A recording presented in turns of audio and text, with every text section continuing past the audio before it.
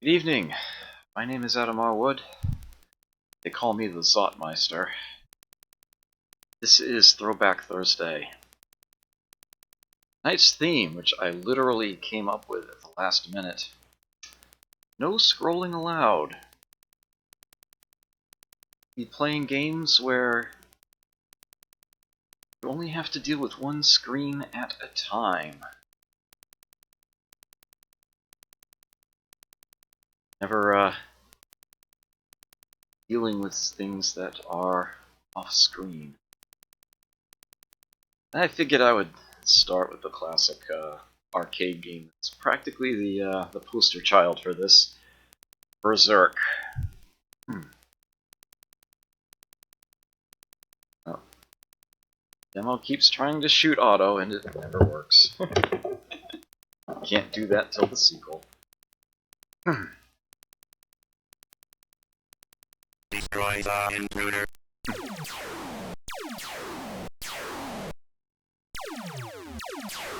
So Berzerk here is one of the early examples of speech in arcade games.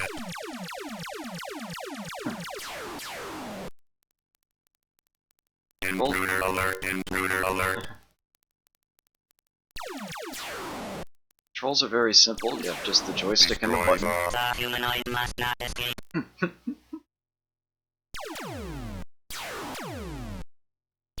You actually have to be holding the joystick in a direction in order to fire. Intruder alert, intruder alert. If you just hold in the button, you fire repeatedly. Oops. Change the, Humanoid. The intruder. You can change the direction that you're holding on the stick to change your fire. Charge the intruder. The hit detection in this game is pixel perfect. As a matter of fact, even the demo reel, the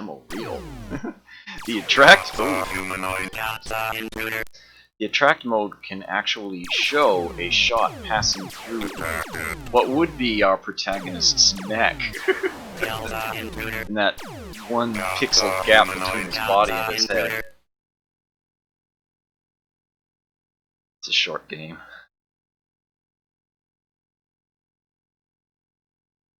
If you're not terribly good at it.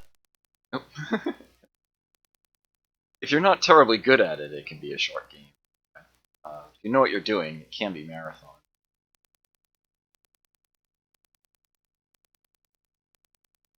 Collisions in this game are deadly with anything, even the walls, the robots colliding with each other. Maybe. And sometimes this demo will actually have the bullet pass through them. Celsius, welcome! Good to see you here. Well, let me see if I can make it happen.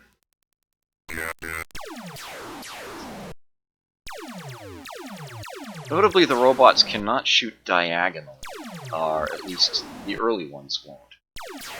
So you can get through the first couple rooms by being at odd angles. Intruder must not escape. No, it's just off color. I'm just trying to show something off now rather than play. I'll give it another serious attempt later. Intruder alert, intruder. No. Humanoid.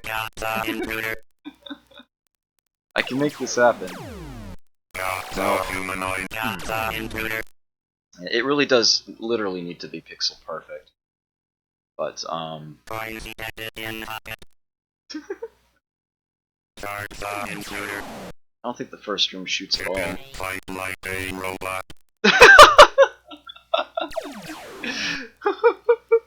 I forgot about that line.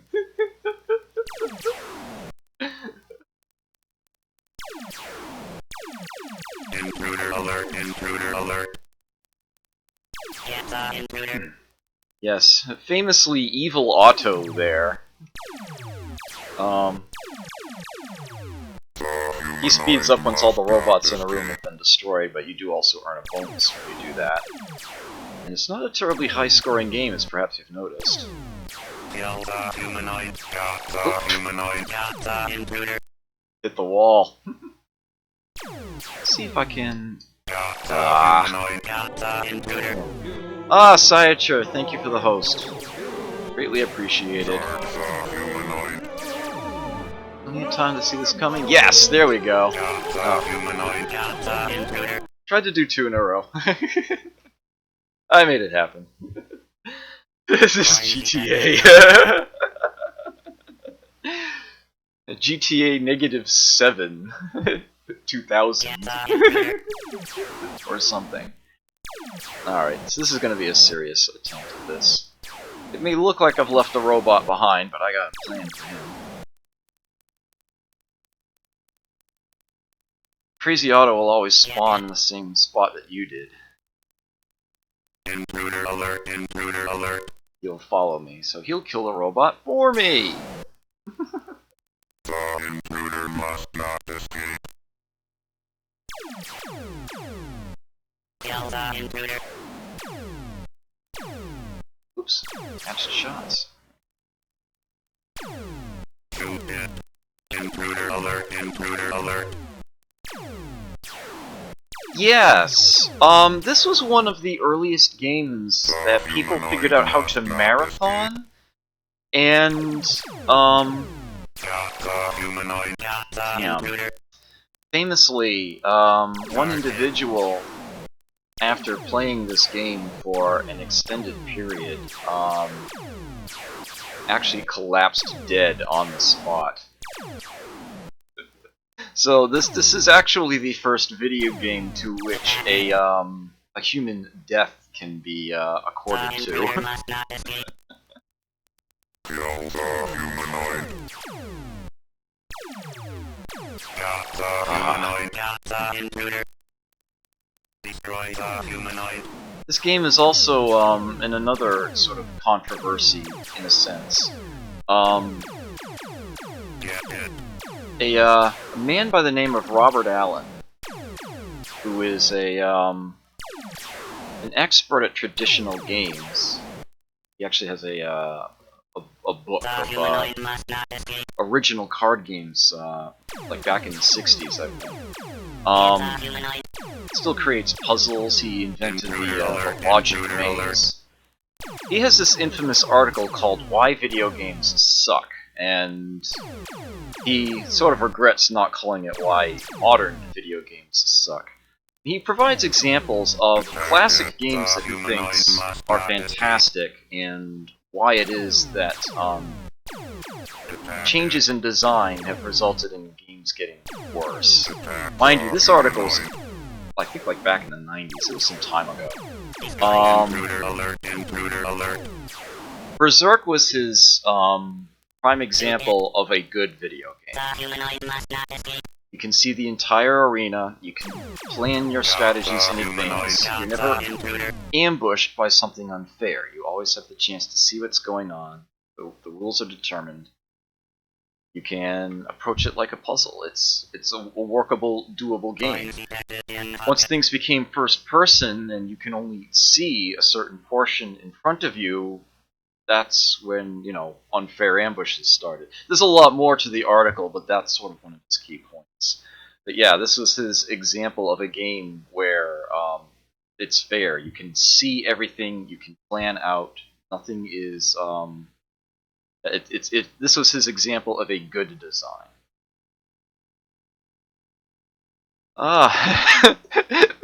Play Polybius? I don't know if that's a screen flipping game or not. And I'm not sure anybody does. Anybody who would probably deny knowing.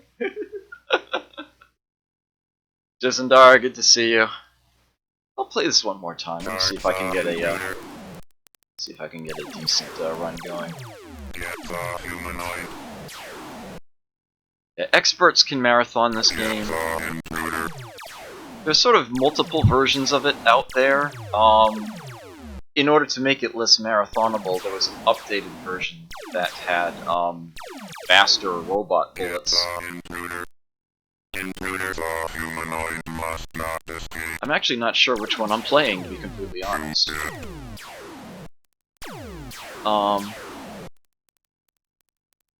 This is the one that Mame considers the parent bomb. The intruder must not escape.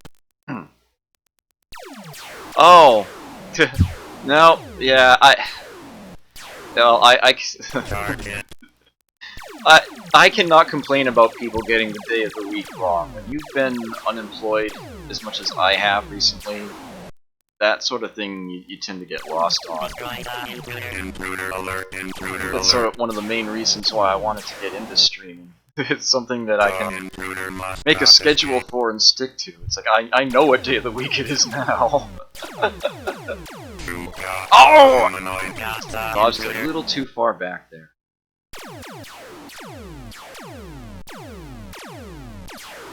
Yeah.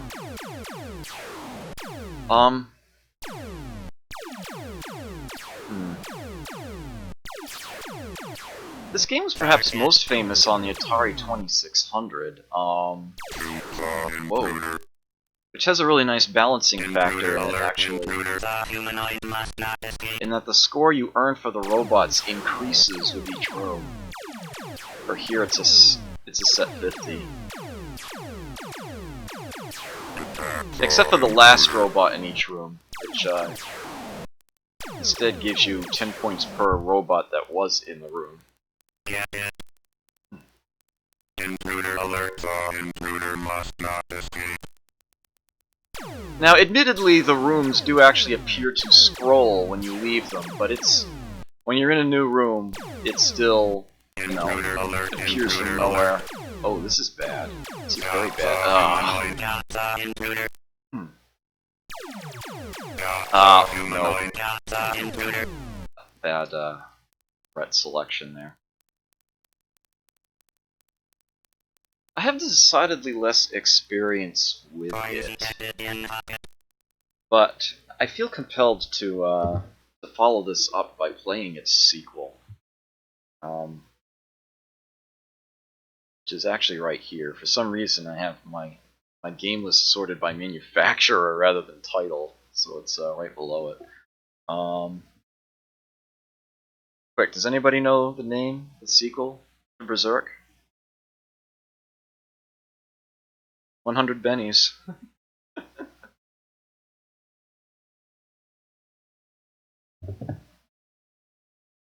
I'll give you the Jeopardy theme. I'm sure there's going to be a bit of a lag. I'll just take a quick sip of a beverage.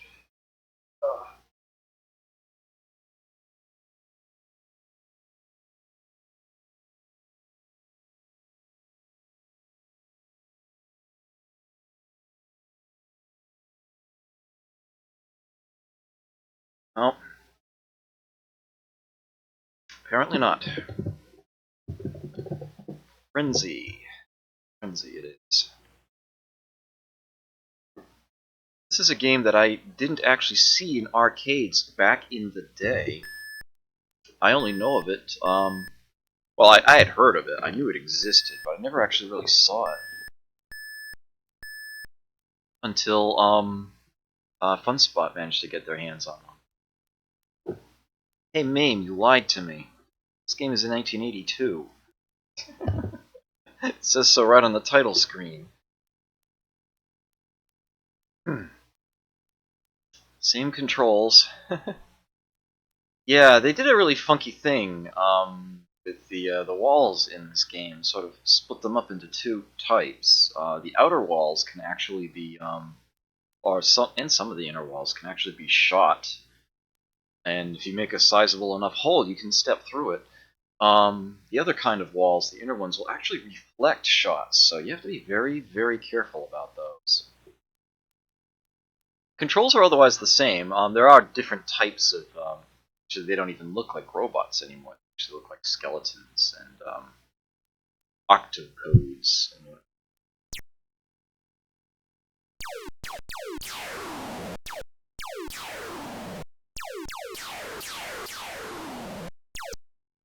I actually earn points for shooting out the dots. Robot attack. Oh, peace. And perhaps most importantly, they give you a bit more leeway on auto. In that... Really? Encoding overloaded playing Frenzy? Seriously? Huh. Oh. Darn.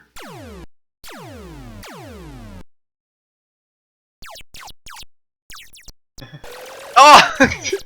Whoops. Hit the robot's bullet after it bounced.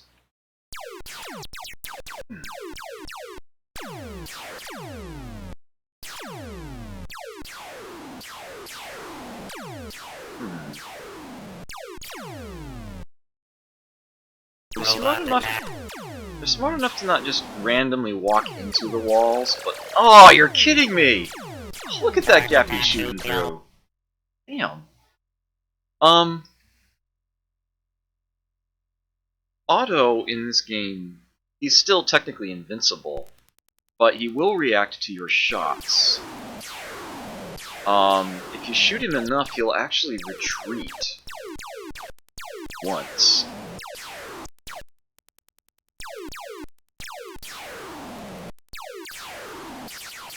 Robot attack. In fact, do I earn points for doing so? Destroy. Yes, I do. But you see how fast he is now, yeah. I don't think you can bounce him multiple times. I'd be surprised if it were possible at all. Oh, Zmick, thanks for the host, I appreciate that. Good to see you here.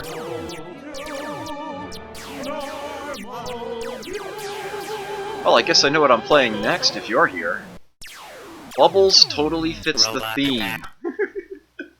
This was intentional. Ooh, okay. Be able to... Oh, whoa, whoa, whoa, whoa. Ah, let's not bother with that.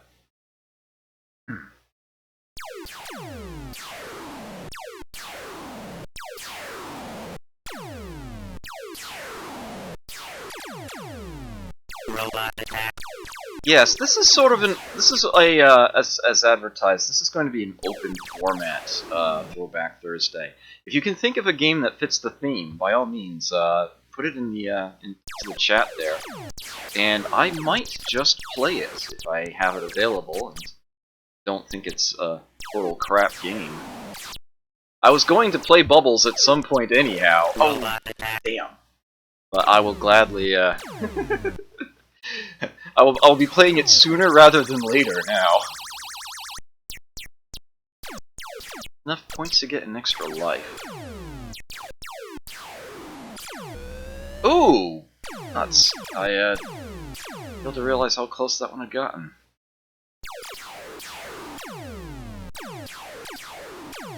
Ooh. No, no you do not. Robot attack.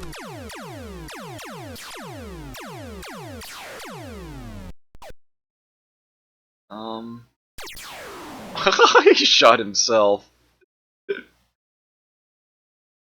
The humanoid must not destroy the robot. What? What on earth is this? What rubbish is this? What the hell? Robot attack. I can't believe this. Charge attack to kill destroy. It's rubbish. The humanoid must not destroy the robot. What the hell was that?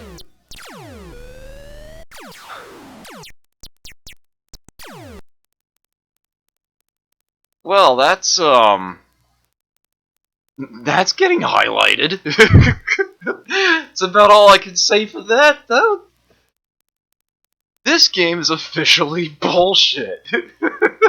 I can't believe that. I was literally trapped. What the hell? Well, Frenzy is not an example of good game design, that's for certain. Oh! Thank you, that warms my heart so much. I'm deeply honored. Thank you so much for that, Celsius. It means a lot to me. No comment, but that is fine. Thank you. Thank you so much. Man. Wow. Whew. That certainly does take the sting off, to say the least. Greatly appreciate that. Right, so moving right along, screw that game. Yeah, you probably won't be seeing me play that on stream again anytime soon. If ever. Yes. So, I've certainly played Bubbles on stream before. I've got actually a pair of highlights because I reference one in the other of playing this game. Although I haven't spent much time with it since I got out of the testing phase of my stream. I don't think I've played it since I did my official channel launch. But I will gladly do that right now. Give it the full 2 again. Give it the full Thursday night showcase. Get my window properly positioned here. What do we got here? I'll take Bubbles, but I keep for Frenzy. Yeah, I am familiar with Splat. Yeah, welcome to Twitch's Sync. Williams games allow you to edit what it says on their title screen there, and instead of, like, I think Williams probably presents as the default or something of that nature. Yeah, I changed that because I knew Bubbles is something I'd be playing a lot on stream, so I changed that. This is one of those games that if you've seen it, you remember it very, very well. This is one of those games that tends to stick with you. Yeah, Bubbles is a tough game to play, especially with a D-pad as I play it. If your thumb isn't working for you. If you had an actual arcade cabinet, you could probably play it with your right hand. If you as an idea. But yeah, it's using a joystick with the right hand is something that certain games have forced me to learn how to do. Most notably, Spectar. The actual arcade setup has the stick on the right, the fire button on the left. So it's something that I've had a certain amount of experience with. Yeah, this game is absolutely genius. This game is, literally the game. So many other games try to have everything but the kitchen sink. This is the game that has just the kitchen sink, but it is just fantastic. You play as a Bubble, apparently not sponsored by the Dow Corporation. And I am absolutely convinced that those old commercials had to be the inspiration for this game existing. Yeah. Actually, Jezendar, it was probably me hosting either Zmick here or Dalar75, who was playing it himself not too long ago. And yeah, he is, as far as I know, the best player of this game in the world, actually. He has the #1 record on MARP, I do believe. And he has been just absolutely dominant. Or was it #2? He is at top tier in this game. It is amazing watching him play. Whereas there's certain sinks that if I find myself on them, they're virtually impossible to complete. But he can pull it off. He can get there with enough lives to force his way through, and it is amazing watching a master the gameplay. For him, it's gotten to the point where he absolutely has to play it on a CRT, otherwise the response time just does not match up to his own capability. It's astounding watching him play. I'm sure he's got highlights of some of them. Yeah. So you definitely want to check that out. That's his tag there. Put that in chat. I'm happy to shout him out. Yeah, and Zmiktrek has also been known to play the game on stream. If anybody knows anybody else who plays Bubbles on Twitch, I would love to know who they are. As far as I know, it's just us three. So Bubbles has two particularly. I'm gonna do the full showcase thing here before I actually play it. Bubbles has two very unique bits of history going for it. The first, and I still don't have a screenshot of it handy anywhere. Bubbles was one of two games that Williams debuted in their infamous Duramold cabinets. These very sort of curved, shapely deals, they look kind of like the old Space War cabinets, if you've ever seen an image of one of those. Yeah, rather than your typical straight wooden box, it's actually curved and it's made of plastic and it looks really really cool. They can manufacture it in different colors, although I'm pretty sure only ever made the two. Um, and that was actually my original experience with Bubbles was at a Chuck E. Cheese in Fall River, I think it was, in a Duramold cabinet. So I actually do remember seeing it in its original incarnation, as it were.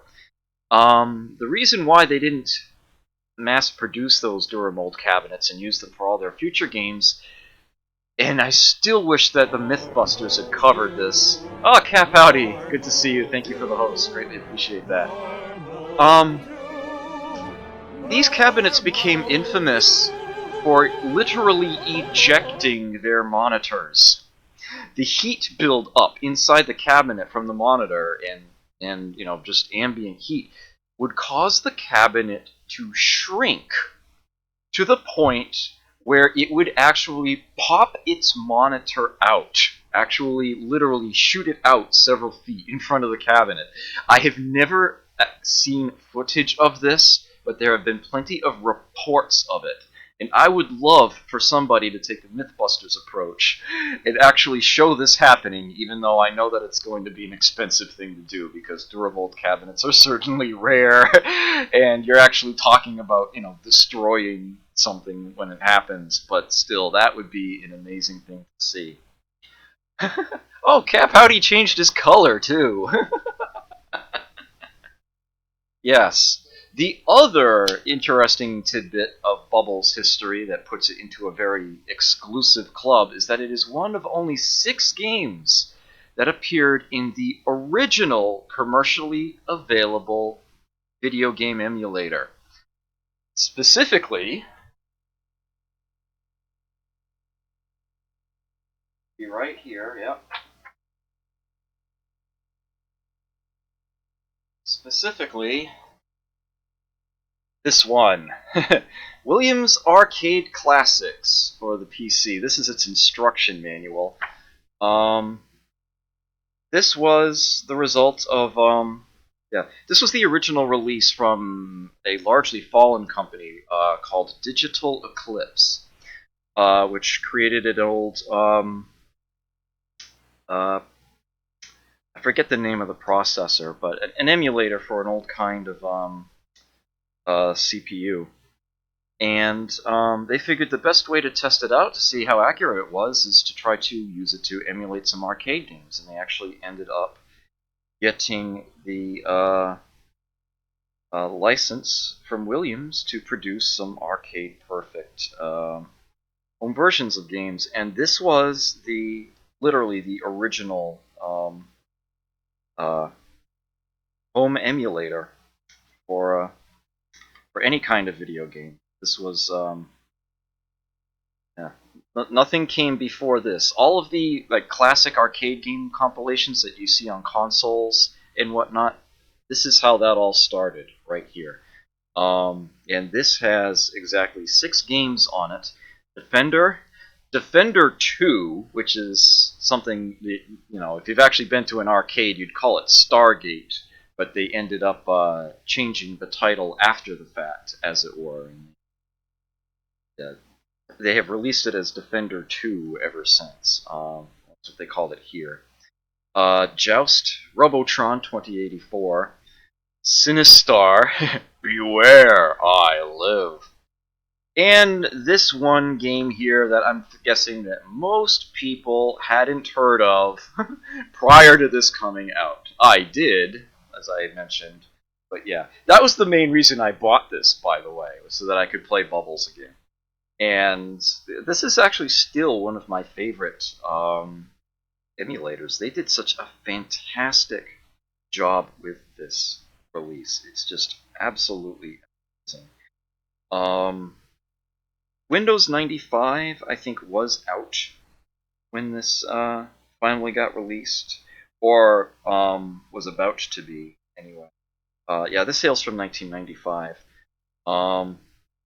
They did get, yeah, it is playable in DOS. It's actually kind of tempting to install it, DOSBox, and see if I could play it that way, but I figure there are other ways of handling this.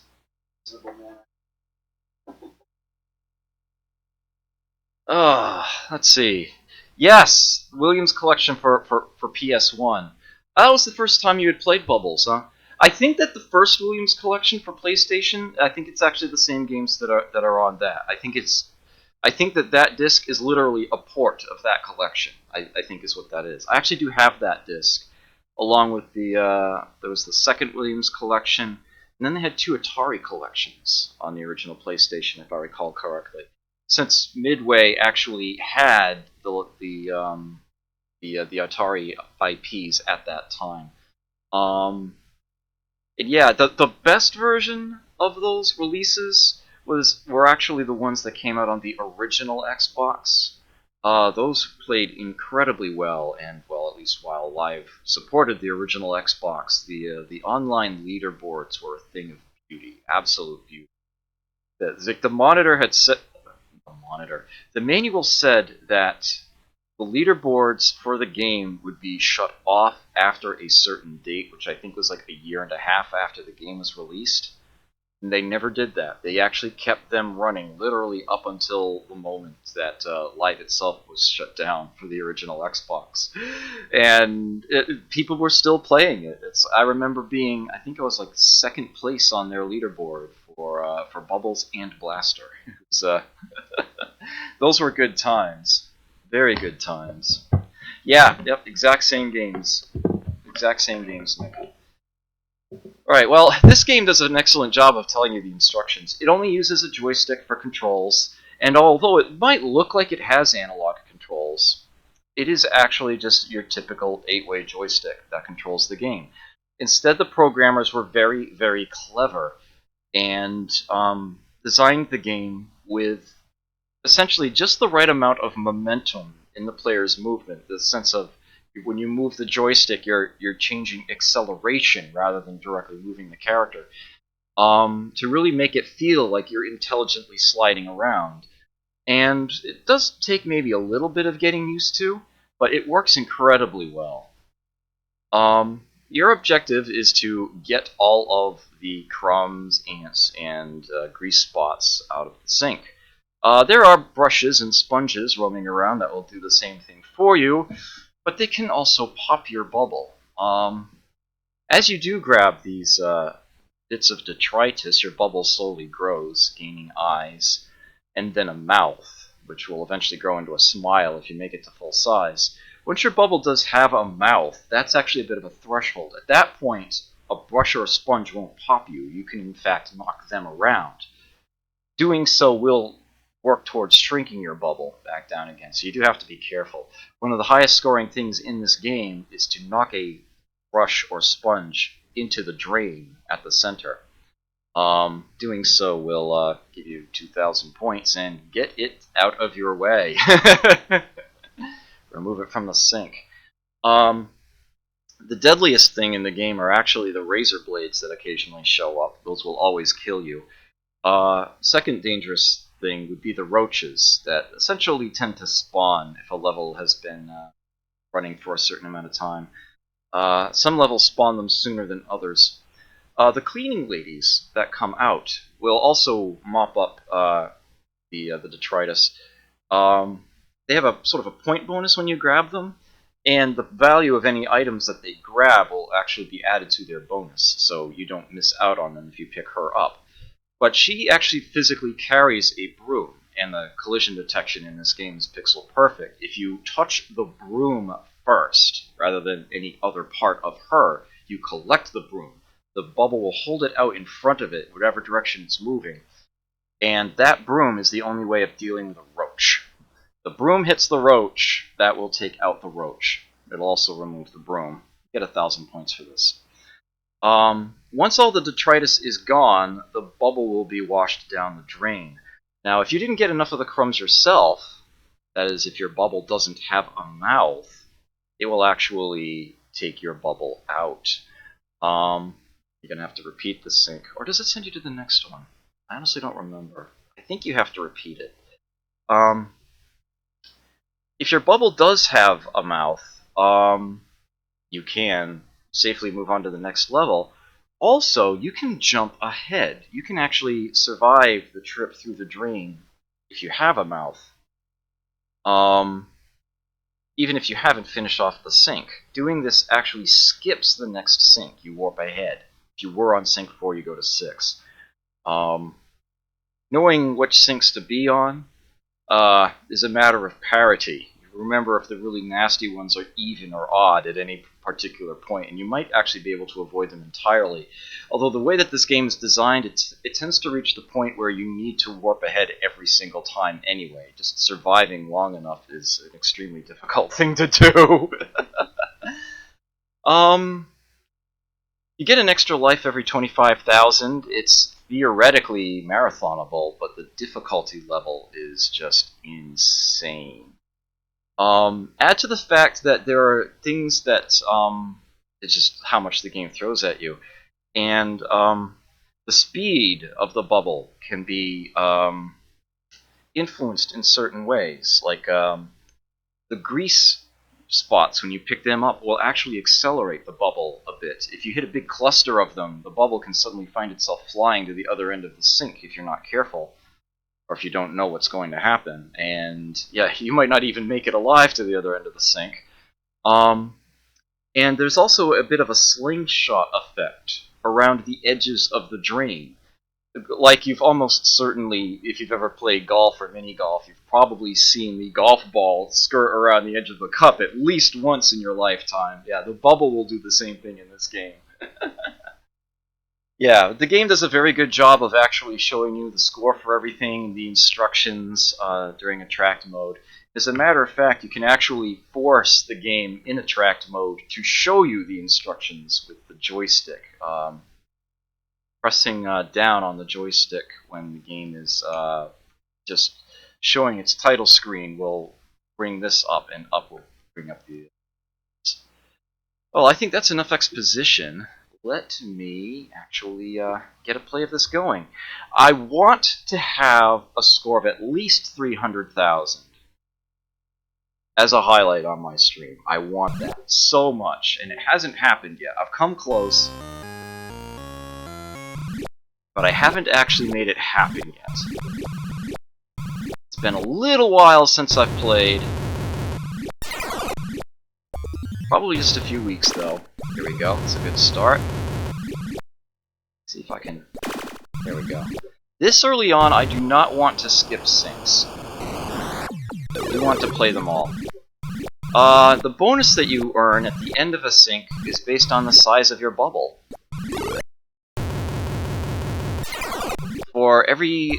Yeah, if you're just big enough, it's 250 points.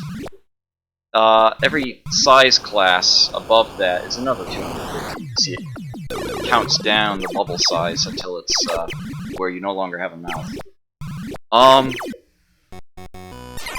You do start each new sink back at the bottom size again. If you die in a level, though, you retain the size you had when you died, but everything else in the sink starts over again. 2 roaches. So you actually do have that advantage going in. If you have enough lives, you might be able to just grab a few tidbits, die, grab a few more tidbits, die, and eventually be large enough to go straight into the drain at the start. There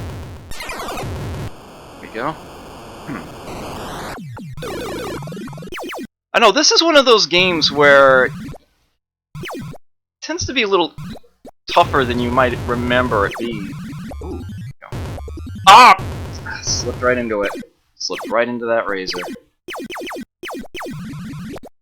Yeah, you may notice that the game does have several theme sinks. This is one of them. No crumbs, and lots of razors. The roaches actually will also destroy the crumbs as they hit them. And as you've probably noticed, the crumbs and greases do actually slowly sink in towards the drain at the center, so levels will never last indefinitely. The ants do seem to be skittering around a bit more random, but they will eventually... Whoa, almost failed to get the broom there. Ah! Damn it. You also do keep the broom on a death. Man, really hounded me here. Uh-oh. I think it's about time I dove ahead. I don't think I'm surviving any other way. Ah, I forgot what I was saying.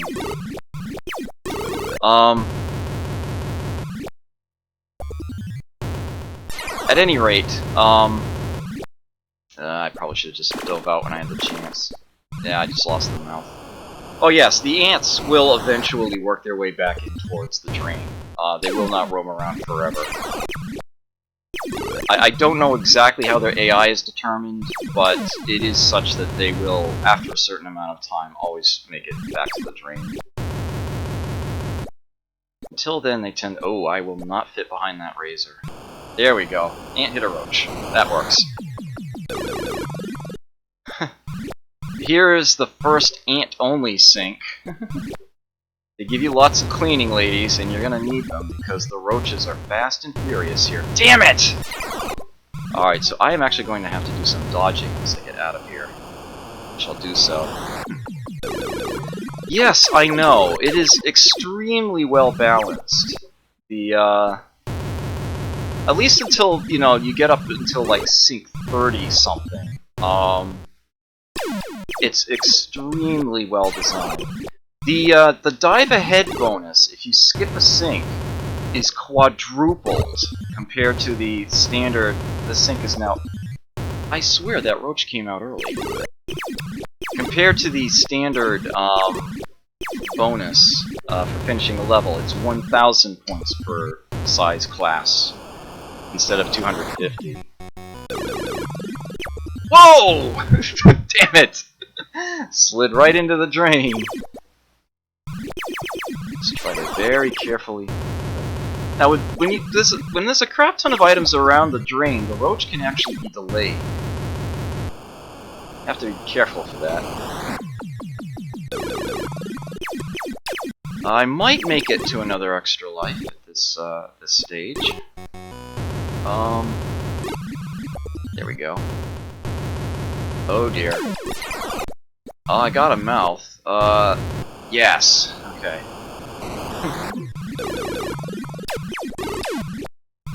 Yeah, the big ones that can kill you are roaches. The actual detritus that scurry around, those are ants. Sorry that I missed that comment earlier. Oh, I totally should have gotten out of here when I had the chance. Yep. Oh, I will definitely play that again. So, I am good for a lot more than that.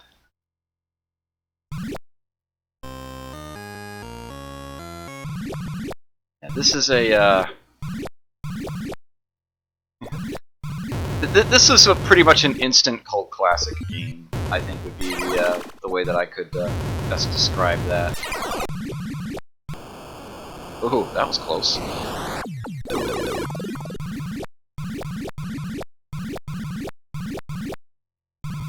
I do not know anybody who dislikes this game. Not one. It has always been either, what is that, or I love that game.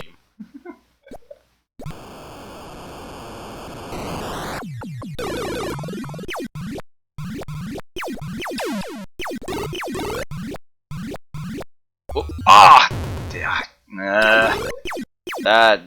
There was no excuse for that one, really. I got a little too distracted by the cleaning lady, and should have paid more attention to my angle. There you go. not doing nearly enough dunking, that's another thing. One of the keys to a high score is, especially in the early levels where it's a bit easier, get lots of enemies to, take a trip down the drain.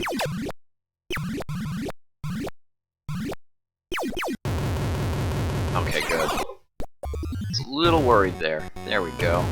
Oh, that's enough. Goodbye.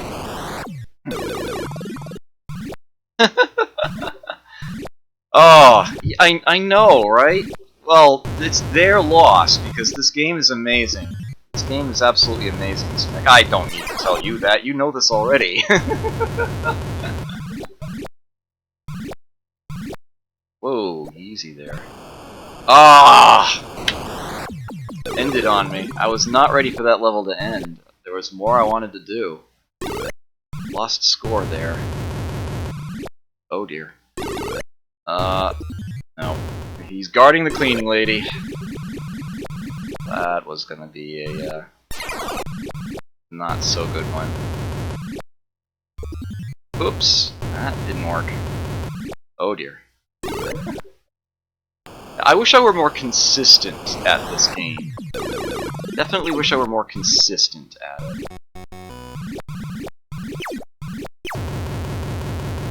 Oh, is that a link to an image of the game in the Duramold cabinet?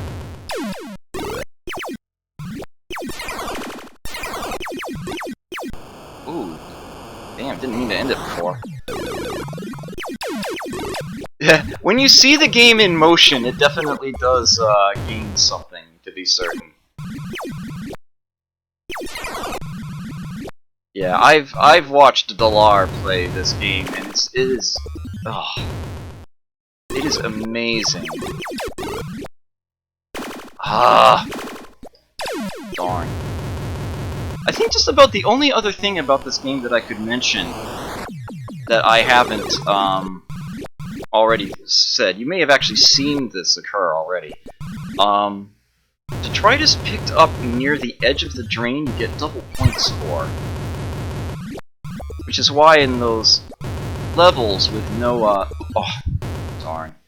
I meant to bail, but, oh well. Higher bonus when I do. I'm gonna need it too. Hopefully I don't screw up grabbing these brooms. Goodbye.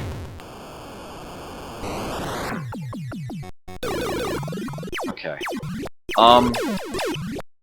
Yeah, those levels that have no sponges or brushes, it's just, grease, or crumbs. It's just ants, grease, and lots of razors. Oh. And of course the roaches and the cleaning ladies. If you're very careful, you can get just right next to the drain. And the razors don't usually make that easy, but if you get into just the right position, you can get double points on a lot of the greases. You do have to be careful. If you do have to move, you're going to move extremely quickly. So you have to position yourself just right, move in tiny bits, but then lots of points just come to you. That's about all I think that I could say about Bubbles. So, yeah, so there's your there's your retro obscuro for the week, as it were, your showcase, and I will probably be highlighting that segment separately. But yeah, that is Bubbles. Oh, what the hell? I'll play it one more time. Play it one more time and see if I can get a really good score going on it. As those first two runs were pretty rubbish, to be completely honest. One of these days, I would actually love to do a traditional game stream. Actually, Zmick and I should probably do that together, come to think of it. Connect 4 might be kind of a dumb game for us to play. But, maybe some other ideas. Do something on, say, like IG Game Center or Super Duper Games or something. Play traditional games. confuse the crap out of everybody. I don't care.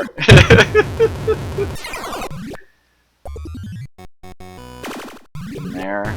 Alright, we're out of here. Yeah, as long as you can go first, right?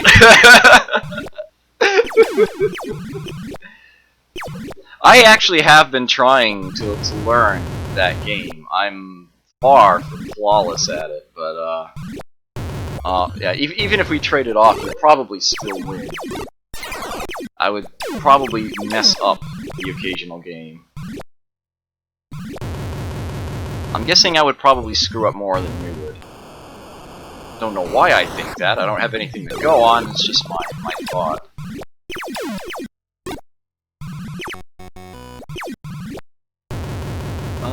Oh, easy there.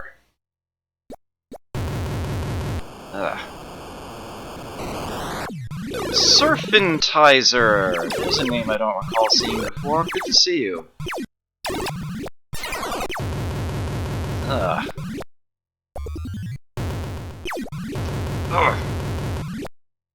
Oh, god damn it! Alright, I'll take that. I was aiming for the drain, but I think that was actually the better result, all things considered.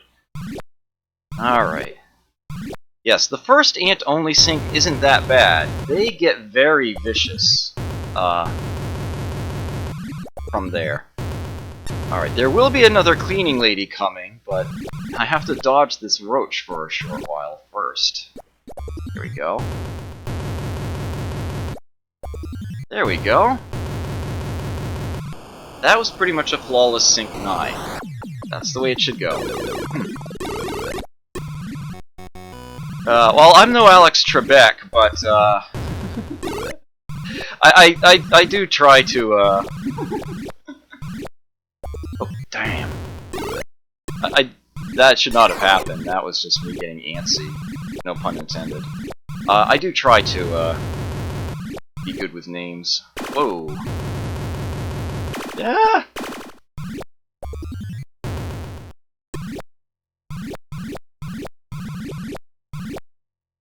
Ooh, there we go. Get the roach.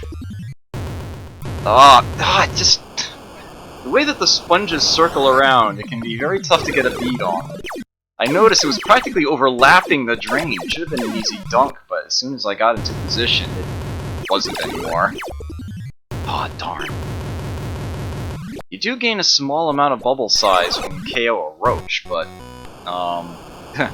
didn't get the mouth off of it there as I was hoping. Oh! Ah! Ugh, that was just a little excessively aggressive of me there. Ah.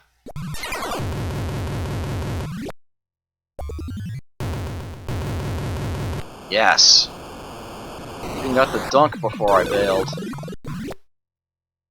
Sink 16. Okay. So it's another ant level here.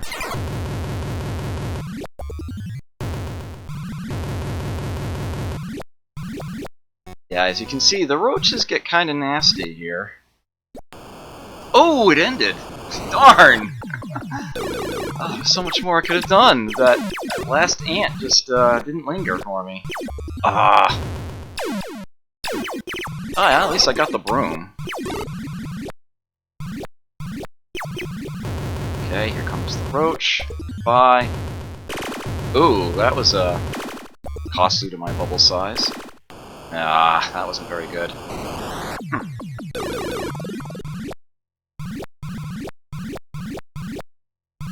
Alright.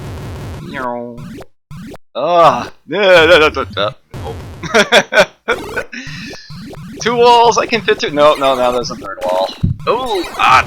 Oh, just barely keeping that mouth open. And I hit the razor. And the next life is pretty far away too, so this is not looking good for me right now. Ooh. I got a couple of dunks before I got out of there. Okay, this is a greasy lip. Oh, no! Don't slide into the drain!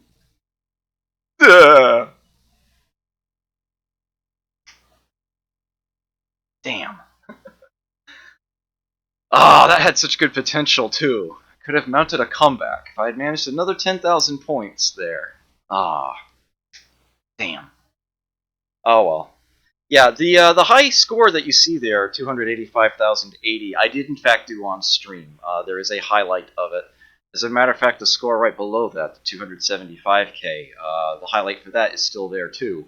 And I actually end up referencing the first highlight in the second. So if you want to see Bubbles play that is close to my capability, but not quite there, you can watch those.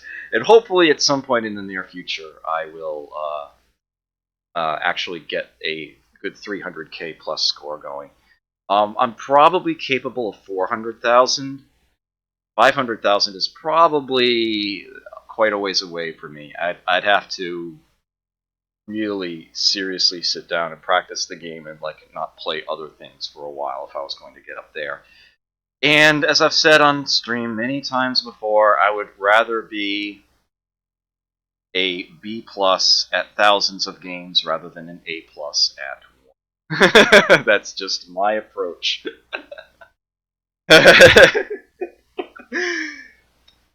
Of course, I am reminded of that G.I. Joe PSA parody where you have the guy in the car saying to the kid, "Arcade games, pick one that you can do, okay? One that you can do, rather than a whole bunch you have no idea what the hell you're doing." But in my defense, in my case, I know what the hell I'm doing in thousands of games.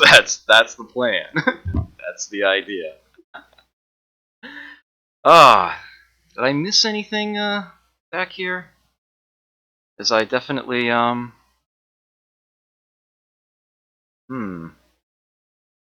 yeah, I actually didn't take a peek at that link. I assume it is yeah. Oh no, that is a wooden cabinet. That is an actual yeah. That's not the Duramold cabinet. That is the that is a classic wooden Bubbles cabinet. You know what? Let me see if I can quickly, hopefully very quickly, because I don't want to keep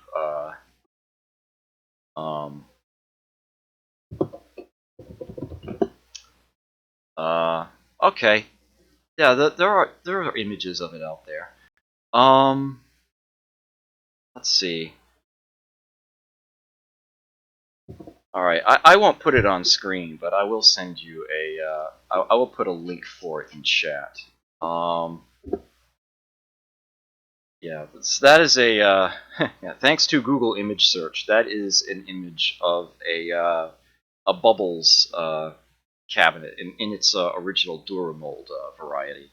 Blue plastic. I forgot that it actually had Williams embossed on the front of it there. Yeah, it's essentially cylindrical. It's round. It's made of a very tough plastic. It definitely stood out in the arcade. It was a really nice thing to see. It's unfortunate that it had such a significant technical flaw. One that could probably be mitigated simply by, putting vents in the thing. Oh, it's less intimidating, is it? All right. Well, I should get playing something else now. Now, I often prepare a list in advance when it comes to this sort of thing, and this is one case where I didn't. It's like I literally decided upon this theme at the last moment. So I'm probably a lot more susceptible, as it were, to suggestions if anybody has them. So feel free to make them. The theme is definitely very, very open. In the meantime, if for no other reason than that it is alphabetically close to Bubbles, I am looking at another game right here that I know fits this theme quite well. It's another one from the time. And of course, yeah, Pac-Man would fit the list. Well, most of them anyway. Most of the Pac-Man family games would, and their bootlegs. Pac-Mania, of course, won't. Pac-Land won't. There we go.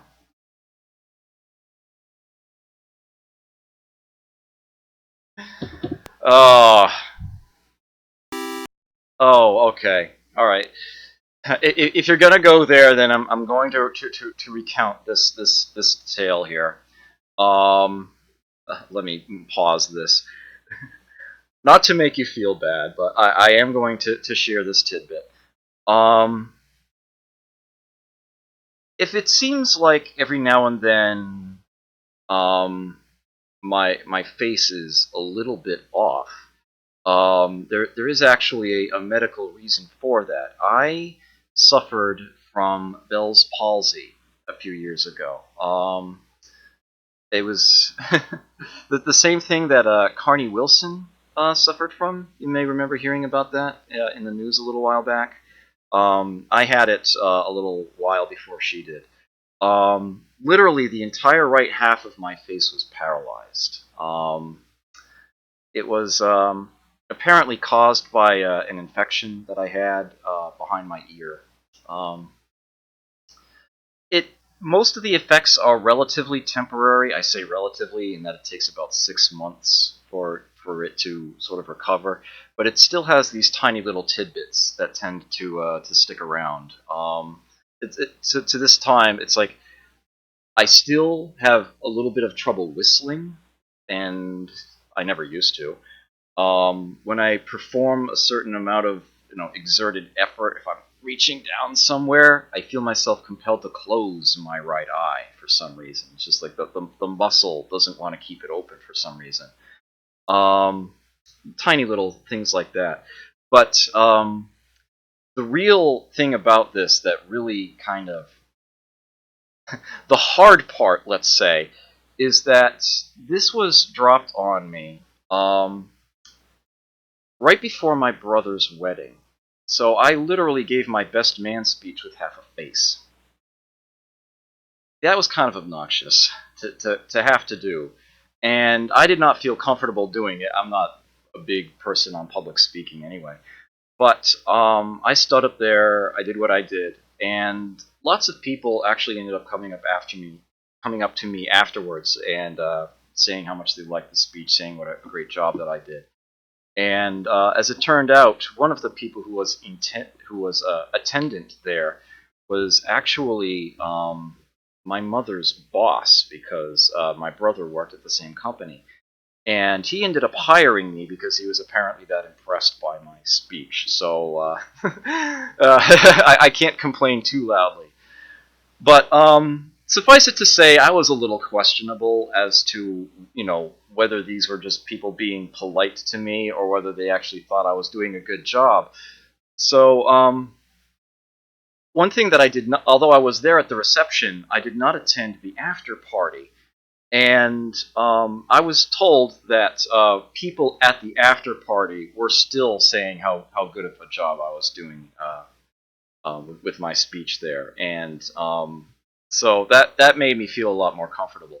When one of my friends was telling me this, he went so far as to say, yes, some people are actually saying that you had a voice for radio. And I had another friend who was present there at the same time who immediately went, "Oh God, no, you can't do that to me. The line is too obvious." I was like, "That's okay. Go ahead and say it. It's funny." And it certainly fits. You're never gonna get that opportunity again in your life. Go ahead and say it. It's like, yeah, you have a face to match. All right. So now that we've got that out of the out of my system. Yeah. So if you're going to make comments about someone's face on my stream, you should know that that is a thing for me, for better or worse. But no big deal. Yeah. Jezendar actually said a really nice thing when I sort of first announced when I had this back in my live journal era. Actually, I listed my current status at the bottom of the post as It's in my fucking ear. And it's like, I want it out. And yeah, Jezendar's only response was, all I can think to say was, it's in your fucking ear and I want it out too.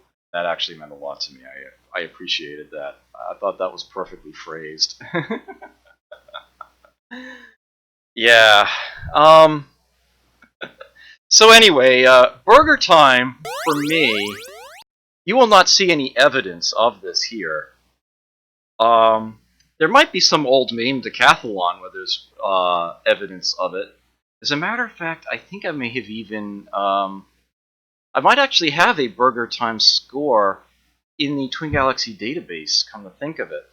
Burger Time was the first arcade game that I learned how to roll my score over in. You will not see any evidence of that here. I will guarantee you that I will screw this up, but it is possible to gather the enemies up together and burn a few peppers at the beginning of the level to get them to superimpose on one another. At which point you can, with careful movement through the level, keep them together the entire time and drop the entire lot of them with each individual piece of burger here for a massive score. You can in fact break 1,000,000 points without ever leaving level 1.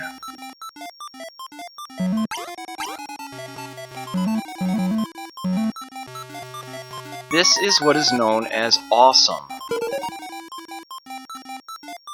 And it didn't take me all that long to practice how to do it either. I definitely screwed it up a number of times, but it's really not that tough a strategy to learn how to do, and it looks really, really cool. Yeah, the game only supports a 6-digit score, so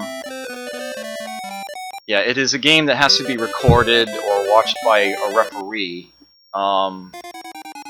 in order to get full credit as a direct result. But yeah, it can be rolled over, and I actually learned how to do it. Oh, whoops. Hit the wrong button. My own fault.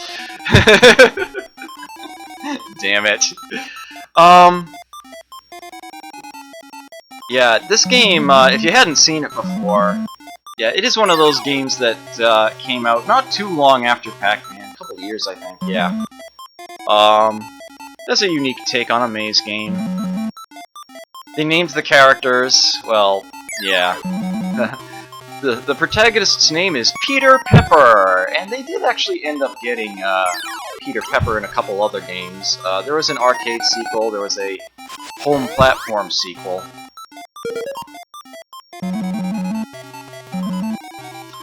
You start the game with, there is a button, you start the game with 5 uses of pepper, which will temporarily stun an enemy. You can walk right through them when they're stunned. Whoops, yeah, I got hit there. The point items that appear twice per level, in addition to giving you score when you grab them, will also add a pepper to your supply. Oops.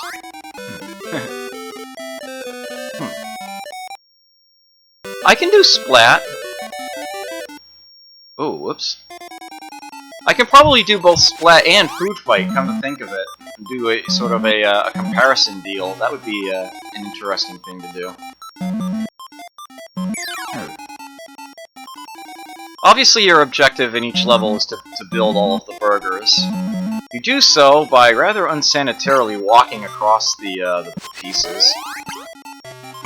And ooh, got that one off just in time. And getting them all to the bottom, their bins. The upper pieces will knock lower pieces down when they hit them, so you can get a chain reaction going.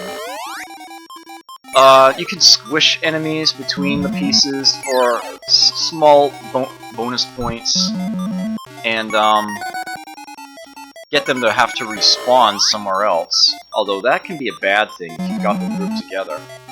Additionally, if you drop a piece while there are enemies on it, you can give them a ride. Not only do you earn even better points for this, it'll actually cause the burger pieces to drop further, faster. Ooh, I gotta be careful. Turning the corners at the sides of ladders is actually kind of precise in this game. Oh, that's a problem. There we are. The more you group together... Oh, phew! I wasn't sure I'd survive there or not. Yeah, the more you manage to group together, not only do the more points you earn, but also the further the burger piece will drop. It also keeps the enemies together. They will respawn, as it were, out of the number of points that pops up. Ooh, I'm really... Yeah, I just ran myself out of pepper. Lives in this game are earned at a set score threshold. I don't recall what it is, but you can earn them indefinitely. This game can actually be damn near marathon, although it gets going at an insane pace. Mind you, if you can survive long enough beyond that insane pace, it actually gets slow again, to a crawl for a period. This game is so well marathonable, in fact, that the game's experts... I always thought that was weird. The experts at this game actually have to take some time to kill themselves off for a while, because the number of lives you have in supply can roll over as well. You can actually end up with, it's that magic number again. The maximum number of lives you can have in reserve is, for all intents and purposes, 255. If you were to earn another one, it would roll back over to 0. This is a bad thing. So yeah, if you want to have a really good score at this game, that's something that you're going to have to learn to deal with. You're actually going to have to learn when and how to kill yourselves off. One of the Wagners, I always get the two of them mixed up, unfortunately. Is it Steve Wagner, I think, that has the record at this? It actually got to the point where, to give himself something to do while he's waiting for lives to get killed off, he learned another game. And one year, at FunSpot, he earned the world record for Rolling Thunder during setting the world record for burger time. It was fantastic. It was just a beautiful, beautiful thing that he learned how to do. To this day, I don't know of anybody who has ever set the world record for one video game during playing a world record game for another title. That was just an amazing, amazing thing. Yeah, they just put Mr. in front of the names of the characters and trademarked them. Yeah, Mr. Hot Dog, Mr. Pickle, Mr. Egg. They call me Mr. Hot Dog. I'm not going to even remotely pretend I can do a Sidney Poitier voice. Not in the slightest. Yeah, the intro there actually shows you increasing points you get if you give a ride to more than once. If you give a ride to more than one enemy at once. There we go. What is with my tongue lately? I'm just spoonerizing, crushing phrases. My word. It's just horrible. Yeah, that is burger time. The peppers become absolutely invaluable. Just the way that certain levels are designed, lots of dead ends and whatnot, it gets to the point where peppers become far more valuable than extra lives. And you essentially, your run is essentially killed when you just plain don't have enough pepper to handle the situation you found yourself in. But yeah, it's a really fun thing to do. If you, pretty much any record video out there of burger time, you will see how to play level 1 and get at least 1,000,000 points on it. And it costs you 2 peppers at the beginning to cause all the enemies to group up and then you just lead them around by the nose and use every single piece of burger on the level individually to drop them and get max points. It is a fantastic thing to see. You're probably not going to see better out of burger time from me at now, so, and there have been other requests, so I will move on. But yes, that is burger time. That is definitely a fun game.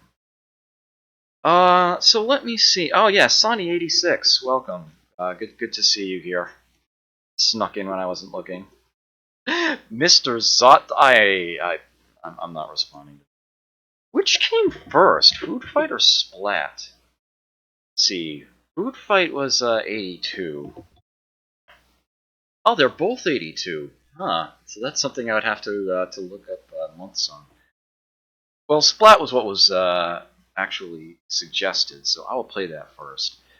Splat and Food Fight are games designed with the same theme in mind, throwing food at people. Splat is a little more esoteric. Food Fight plays it a little more straight, but adds a sort of a different objective to the game. So let me...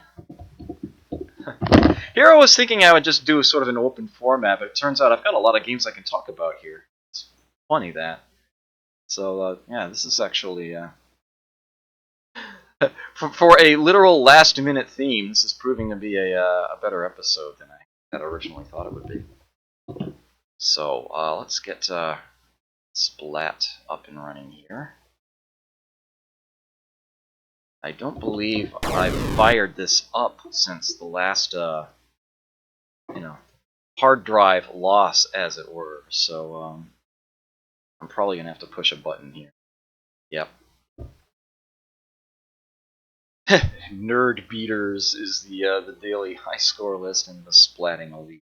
Now, if I remember right, the controls for this game, yeah, it's twin stick style. Yeah, I already have that properly set up for that sort of game. If I use buttons, yeah, which I do. Yeah, up, down, left, right. Simple enough. I'm used to playing Smash TV and other games of that nature that way. If you've ever played Smash TV on the SNES, you know. Yeah, so this game is really, really weird in the way that it plays. You actually have to grab items as they fall off of the conveyor belt there. The instructions are provided in rhyme. Yeah, if you take a hit, you lose your head. Literally roams around like the Green Knight.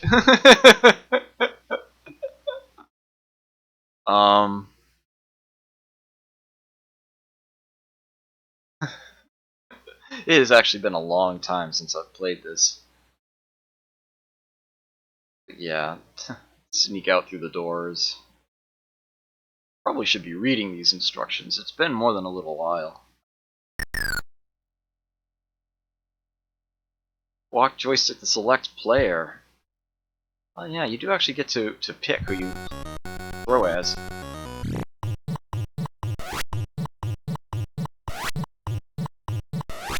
Whoa. There we go. Yeah, dumb pun taunts there. Oh. Failed to finish him off there.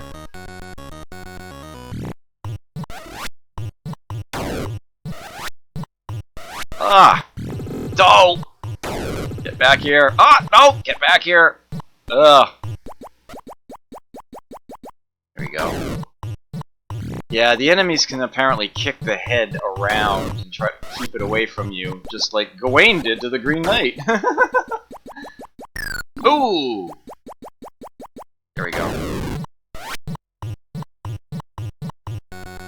Ugh. Yeah, if you're holding the key, you can sneak out the doors. Ah! It's a corn soldier! Must be a colonel.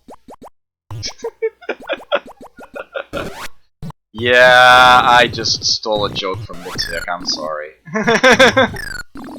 That was weird.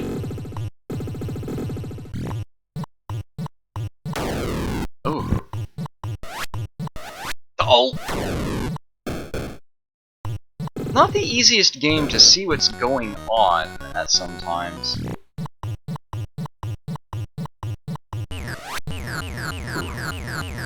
Ah! Oh, that dropped her in one.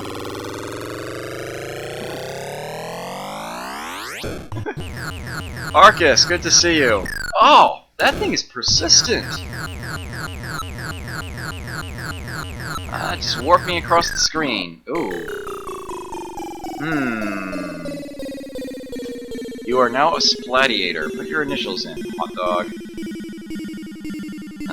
Throw to inner left. There we go. Guess it's specifically throw up. You have to throw up to put your initials in. Oh, it's gonna be one of those? Well, forget that. I hate that. You'll have to excuse me for a moment.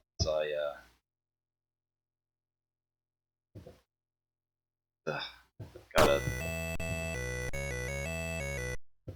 That's a cute little music theme. One more. Okay, there we go.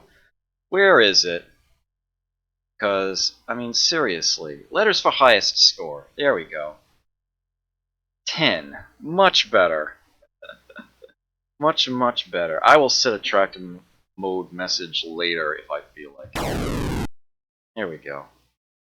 Yeah, 2 consecutive games with a hot dog. It's interesting how that happened, yeah. I may be only the second person ever to play Splat on Twitch. You may very well be correct. Oh. Do that again. Anya Tootsie. It begins automatically after a time.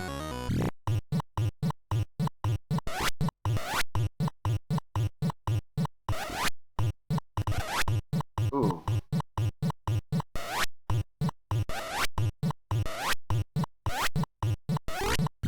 There we go. Yeah, so this is a very, very strange game.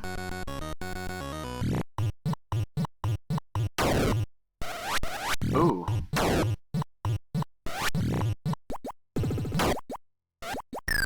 we are. Uh-oh. I do not want him close to me. There we go. Like they immediately give me another one.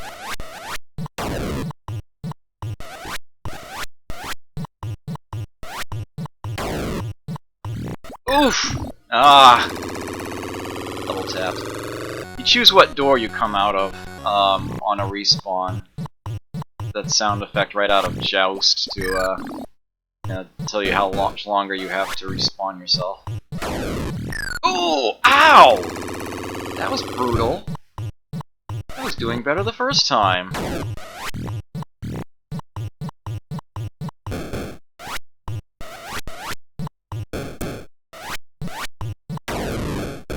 Uh-oh. I really don't like this. There we go. Ah! Feature. 2 hits kill creature. That's 1. There we are. Need ammo! This thing is more than a little ridiculous. There we go. I need to only shoot at it once. That first shot sends it flying so far out of the way. There we go, a lot better. The heck? Oh! Yeah, these enemies they call nerds. They look like the generic mooks in Oh! What? Get back here! There we go. Oh! Immediately lost it again. There we are. Oh, caught one of his popcorn pieces. Ugh. Nope. Eh. This is literally popcorn. It's like a shotgun. What the? Now those nerds look like the peons in Smash TV. To me, anyway. What? I thought I set this to 10. What is it doing to me? Whatever. Well, that was unpleasant. Why did it not, why did it default back to 3?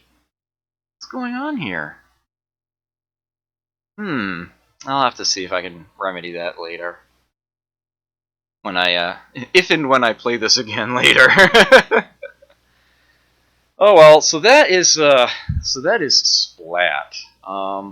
This is a game that I've never played in the arcade. I'm not sure I've even seen one in the arcade before. But it is a it's a thing. It is a game. It can be played. So I feel compelled to follow that up with a game that perhaps takes a more straightforward approach to the concept of a food fight, to the point where it's actually named fight. And although this game was published by Atari, it was actually created by a company called GCC. Now I'll give them their due here. General Computer Corporation. They were the company that created a maze game, essentially a hack of Pac-Man called Crazy Auto, that never saw the light of day. They approached Midway with the idea of giving them, something else to publish while they were waiting for Namco to finish Super Pac-Man. And they liked the idea a lot, but had a few marketing ideas of their own. And that's how the most famous arcade bootleg of all time came to be produced. I am speaking, of course, of Ms. Pac-Man, which to this day a lot of people don't even realize is a bootleg. That's what it is. Pac-Man belongs to Namco. They never gave the thumbs up for that. In fact, the exact opposite. They severely punished Midway for doing so. Yeah, of course, these days, Namco it does, of course, have the rights to Ms. Pac-Man. They, or at least secured them to some point. Actually, there was quite a bit of a legal battle involved, and it only got resolved a few years ago because GCC still had some rights to it that Midway never had the proper permissions, shall we say, to give to Namco. But that did actually finally get resolved not too long ago. It's an interesting tale that I lack the time to thoroughly go into right now, and I'd have to refresh my memory with some details first anyway. But yes, this was another game from GCC that got published out there. Yeah, this got produced by Atari. This game actually does have an analog joystick, and one button. Oh, I'm gonna have to reset then, aren't I? That's not good. Really? Huh. I have not had that problem before. A reset doesn't do it, huh? Interesting. Well, this is bad. Alright, during my break, I'm going to try to fix this problem. I will try to show off Food Fight, but apparently there is a more significant issue here that needs to be resolved. Now the usual. Oh, there we go. That fixed it. All right, we're in business.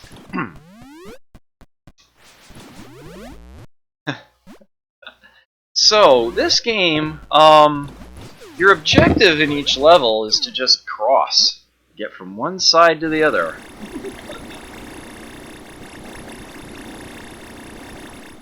Food fight, yeah.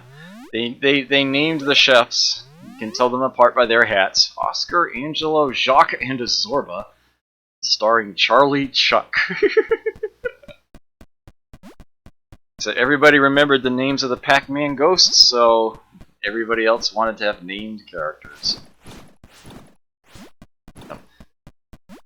Watermelon is unique in that it is inexhaustible. The other elements have limited stock. You have to be careful not to fall in open holes. It starts out friendly enough, but it gets pretty brutal. Notably, the different items work in different manners. Like spinach, for example, actually spreads out as it fires. It's almost like a shotgun. Your objective in each level is to grab the ice cream cone at the far end, and it also serves as your timer, because as you can see, it melts.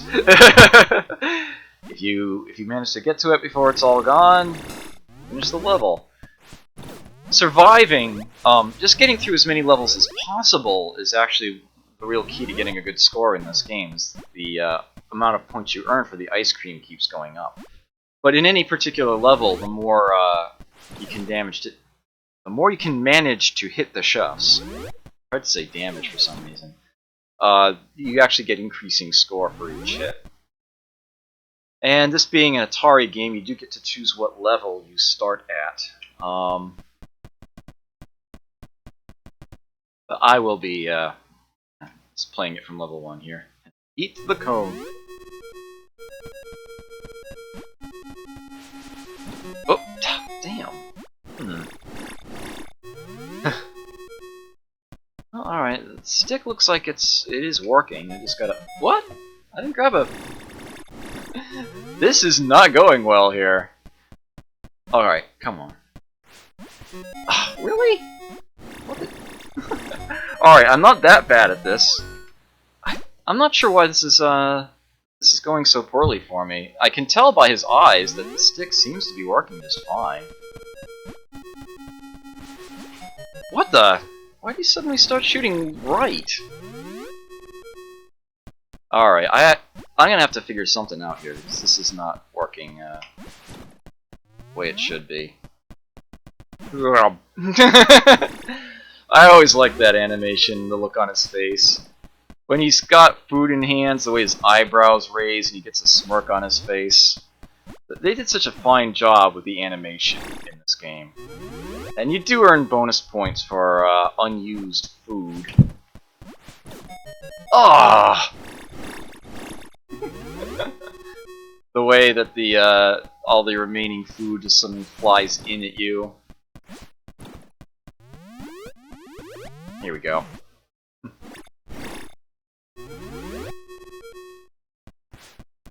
There we go. Oh, I missed him! 3 shots!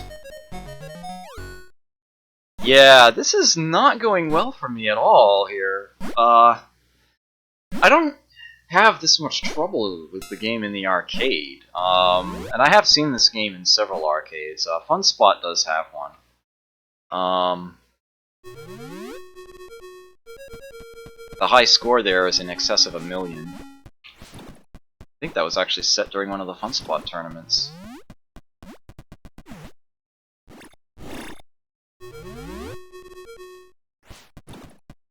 Throw that immediately. Ugh. Yeah, when you get really good at this game, you get used to the way the stick works. You can just on reflex, just very quickly aim at a chef and hit him.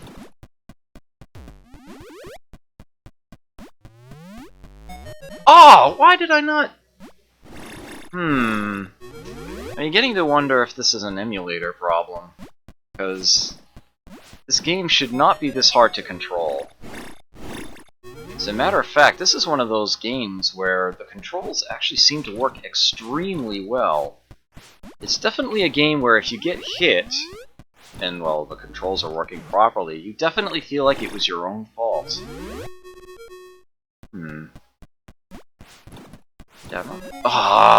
That could have been avoided.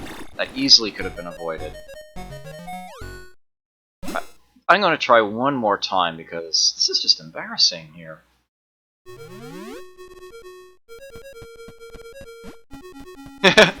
Your hunger for watermelons is inexhaustible. Some of the stages, all the food are watermelons. I think it's like every 5th stage or so. So those stages, you're definitely encouraged to... Oh. That was my fault. Those stages, you are definitely encouraged to stick around, as it were, and try to hit out as many chefs as you can before the ice cream melts. Ugh! Seriously? Damn it, he's camping the cone, too. There we go. Got it. At least I'm beginning to show some skill at this. Not a lot, but some. So here's the $64 question. Have you seen this before, Smick? As a fan of Splat, I am wondering if you've ever encountered this game before.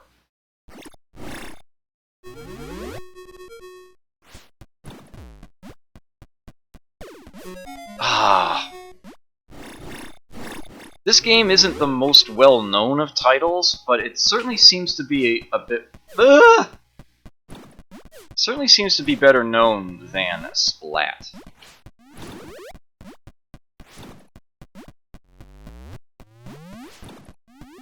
There we go. Sheesh. Alright, so here's a watermelon stage, if I can, Whoa. Why did it go to the right? Yeah, I don't know why it is that my character just suddenly decides to aim to the right. That might be, I'm wondering if this game... I'm not sure if it actually had a proper analog stick. I'm wondering if it instead had a, had like one of those 47-way sticks like Sinistar has. I'm wondering if it's one of those deals. I may look that up during my break, which, fittingly enough, is right here, right now. Yeah, so I'm going to take a brief stop here. Should be maybe... I could really use a bite to eat, actually, so it's probably going to be more like 15 minutes. It's probably going to be a longer one. By all means, you knew of it but never actually played it yourself. Yeah, it sounds like it's an odd number, but is it 47? You know what, I will look that answer up too. I will get that figured out. Yeah, it's because you've got essentially instead of just, you know, up down, it might, is it 49-way joystick? It might be 49. I think what it is that it's still just up, down, left, and right, but 3 different strengths for each one. So what you actually have is like this 7x7 grid of possible directions to be in. They might call it a 48-way joystick if they don't count... Yeah, I think they don't count the center. And I think there might have actually been some little... I don't know, I will look it up. I will look that up. At any rate, I will be back in about 15 minutes. I will